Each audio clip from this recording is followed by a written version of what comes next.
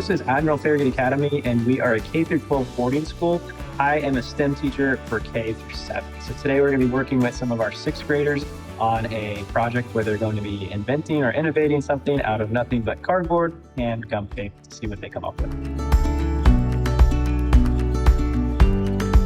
So we use cardboard and tape quite frequently because it is an easy material to source. Up until now, we've only been using clear tape, which is made out of polypropylene. We try to recycle our plastic, so I wanted to send the kids a message of choosing more sustainable option, and that's why we began to look for the gum tape dispensers. However, they were pretty expensive, and so we needed to find one that would work with our school.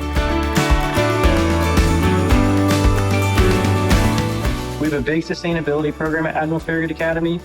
We have a program that we actually brought to the United States through Austria. We are able to recycle plastic that we find in the community. Our kids source it, they shred it, melt it down, and they get to see the entire recycling process with their hands on inside the classroom.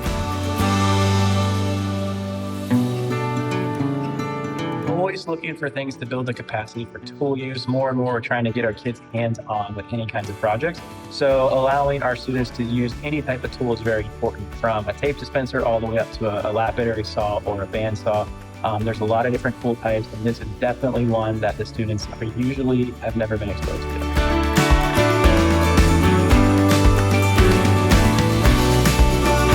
Bringing things like this tape dispenser into the classroom are really important because it's a way for students to get hands-on.